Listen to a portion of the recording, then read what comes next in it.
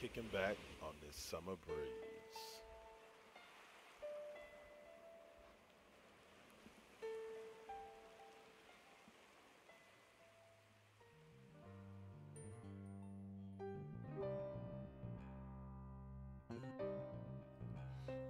All right, guys, and welcome to the All-Star Break edition of This Week in Basketball with Double K.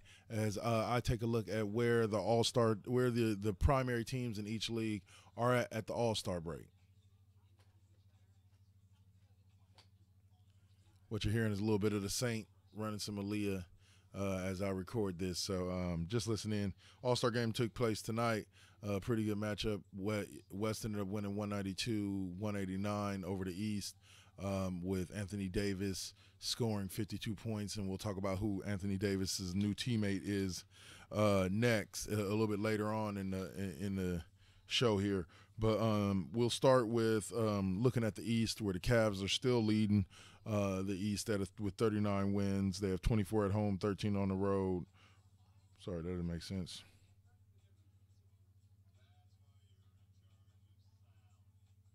Sorry. 15. Sorry. Yeah, 24 at home, 15 on the road. They're 5-5 in the division, 25-6 in the conference. They've won 3 straight. They're 8-2 in their last 10, and just leading the East, but barely behind or ahead of a Boston team that's surging. They just came off a 5-game winning streak. They just recently lost one. They're 8-2 in their past 10. Only 3 games back with 37 wins. 37 wins, 20 on the road, or 20 at home, 17 on the road, 8-3 in their division, 24-16 in conference. They could give Cleveland some fits. I don't necessarily know if they're a threat, but we'll see. And then a newcomer to all of this recently is the Washington Wizards, who are now in the 3 spot after having won 4 straight. They're 9-1 in their past 10. They're only 5 games back of Cleveland and looking to climb possibly above Boston for their number 2 spot. They've got 34 wins, 24 at home, only 10 on the road. Under 500 road record does not bid well for a lower seed other than number 1, which number 1 seed would be likely to going ahead and have home court advantage, so therefore having a worse road record really won't make too big of a difference. On the western side, of course, you're led by the Warriors, who are 47-9. They've got 24 home wins, 23 away wins, pretty even there as far as home and away. 10-2 on the road, or 10-2 in the division, 30-7 in the conference. This Warriors team is dominating everybody that steps in their path. Now, they do have some hiccups like they had against Denver and like they had against LA and Memphis a couple of times. But notice that they've never consistently lost to anybody. I think Memphis is the only team that has even more than 1 win against the Dubs this season, as they matched their loss total from last year of 9. But anybody who thought that they were going to go 73-9 or better this year, it was just ridiculous. That was a magical season to happen. Unfortunately, it just didn't end in a championship.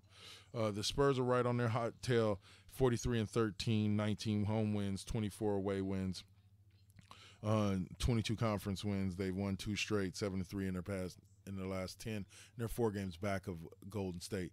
The Spurs do scare me because they have that 1-2 punch of LaMarcus Aldridge and Pau Gasol in the low post, and they're pretty mad because they would be dominating this league if not for Golden State, who's just dominating a little bit more. Can't wait to see the next matchup towards the end of the season. I believe it's in March between the Warriors and Spurs. Let's see. Next up, you have the Houston Rockets, who have 40 wins at the All-Star break, are 21 on the road, 19 at home, or 21 at home, 19 on the road. They've lost 1 straight, 6-4 in their past 10, and they're 8 games back of the Warriors. But I see them as a potential threat just because of what they can do. On the offensive side of the ball, they can shoot you and run you out the building. But we'll see how that road plays out come playoff time. The league leaders are pretty much the same. Westbrook leading in points, 31 a game. Harden leading in assists, 11.3 a game. Whiteside leading in rebounds, 14 a game.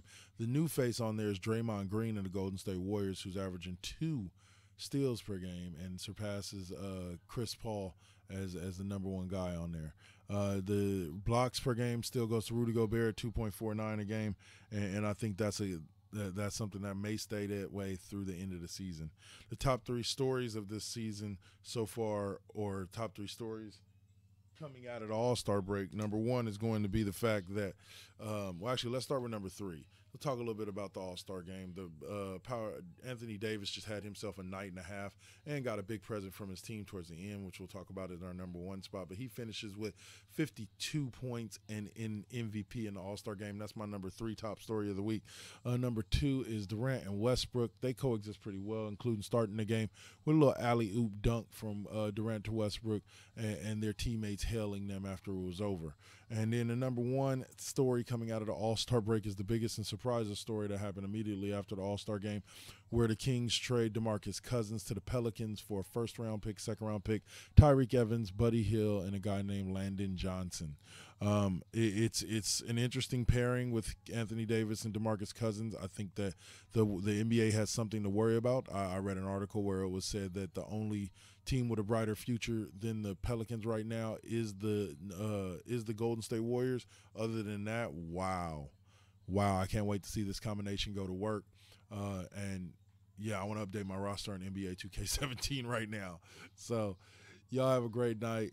This has been Double K. Enjoy the All-Star break. We'll be back next week with This Week in Basketball. Peace.